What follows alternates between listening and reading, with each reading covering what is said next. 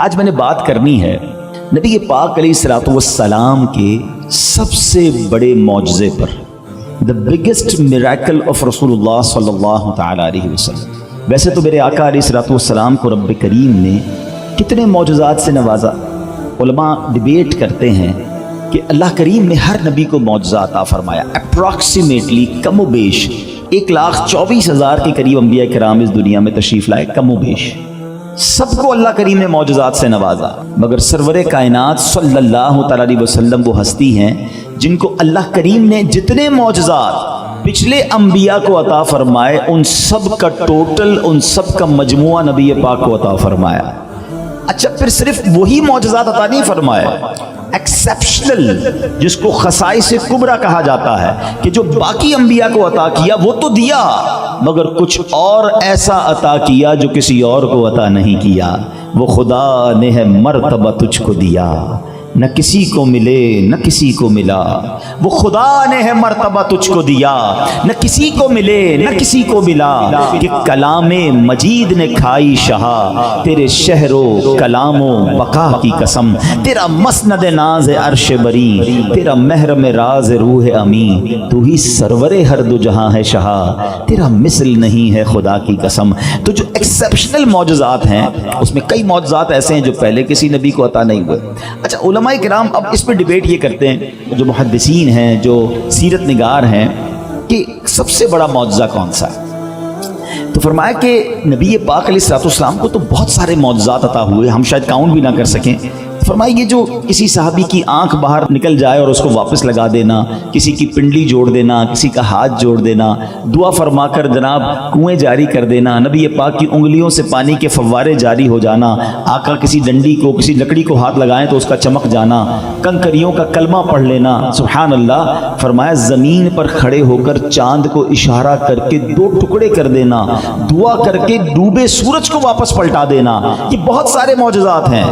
مگر فرمایا یہ نبی پاک علیہ الصلوۃ والسلام کا جو اسٹیٹس اور کیلیبر ہے نا، اس کے مطابق یہ نارمل سی بات ہے، یہ نبی پاک کے لیے کوئی بڑی چیز نہیں ہے۔ ہاں، یہ تھوڑا سمجھنا ہوگا کہ بڑا معجزہ کون سا ہے اور سب سے بڑا کون سا ہے۔ فرمایا یہ جو معجزات ہیں نا، یہ بے شک بڑی بات ہے، مگر جس ہستی کی ہم بات کر رہے ہیں نا، جو رب کے حبیب ہیں، جو وجہ تخلیق کائنات ہیں، جی ہاں، رسول پاک علیہ الصلوۃ والسلام ہی is the reason of the all creation. اللہ کریم خود فرماتا ہے حدیث قدسی میں ہے جس کا مضمون ہے، اے محمد اگر میں تمہیں نہ بناتا تو یہ دنیا ہی نہ بناتا۔ تو یہ جو ساری دنیا ہے جس کی ریزن نبی پاک علیہ الصلوۃ والسلام ہیں، تو علماء کہتے ہیں یہ نارمل سی بات ہے آپ کے لیے۔ جو 2 معجزات ایسے ہیں جو پیارے آقا علیہ الصلوۃ والسلام کے مقام کے مطابق ہیں، جو آپ کا جو مرتبہ ہے نا اس سے اور ظاہر ہوتا ہے۔ نمبر 1 وہ ہے معراج کا معجزہ، جو اللہ نے اپنے حبیب کو اپنا قرب عطا فرما کر اپنا دیدار عطا کروایا۔ ہاں، یہ کوئی چھوٹی بات نہیں ہے، پوری کائنات میں کوئی ایسا نہیں ہے جس نے اپنی آنکھوں سے رب کو دیکھا ہو۔ اللہ نے اپنے حبیب کو شب معراج اپنے پاس بلایا اور اپنا دیدار کروایا۔ یوں سمجھیے نبی پاک کی وہ شان ہے جو رب نے آپ کو عطا فرمائی۔ اور پھر اس سے بڑا معجزہ کیا ہے، جو سب سے بڑا معجزہ ہے؟ فرمایا وہ قرآن مجید فرقان حمید ہے۔ قرآن یہ وہ اللہ کریم کی کتاب ہے جو قلب مصطفیٰ صلی اللہ تعالی علیہ وسلم پر نازل ہوئی۔ There is no place، کوئی دنیا میں جگہ ہی ایسی نہیں تھی کہ جہاں قرآن کو نازل کیا جاتا اور وہ اس کی جو وحی کا بوجھ ہے وہ برداشت کر سکتا۔ اب کون سی جگہ باقی بچتی ہے جہاں اس قرآن کو نازل کیا جاتا؟ اللہ اکبر! اللہ کریم نے نبی پاک علیہ الصلوۃ والسلام کے مبارک دل کو وہ طاقت بخشی، وہ قوت بخشی کہ قلب مصطفیٰ صلی اللہ تعالی علیہ وسلم پر قرآن نازل کیا گیا۔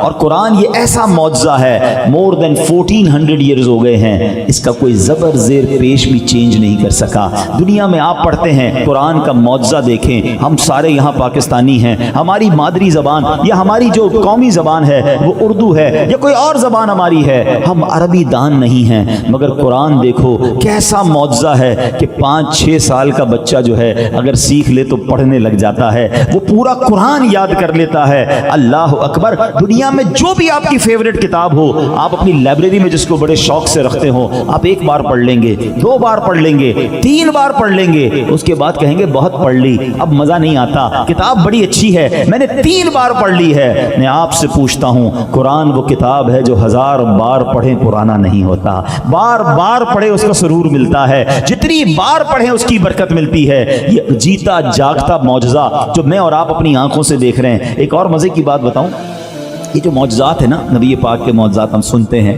ایمان تازہ ہوتا ہے، اچھا لگتا ہے کہ رب نے اپنے حبیب علیہ الصلوۃ والسلام کو کیسے کمالات سے نوازا۔ آپ جھولے میں ہیں، اشارہ فرماتے ہیں تو چاند حرکت کرنے لگ جاتا ہے۔ آپ جوانی میں کفار کو نشانی کے لیے چاند کو اشارہ کرتے ہیں، وہ 2 ٹکڑے ہو جاتا ہے، اور آقا علیہ الصلوۃ والسلام کے پاس صحابہ آتے ہیں، نبی پاک دعا فرماتے ہیں تو بارش ہو جاتی ہے، دعا فرماتے ہیں تو بارش رک جاتی ہے۔ یہ سارے معجزات سن کر آج ہمارا ایمان تازہ ہوتا ہے، مگر ہم میں سے کسی نے ان معجزات کو دیکھا نہیں ہے۔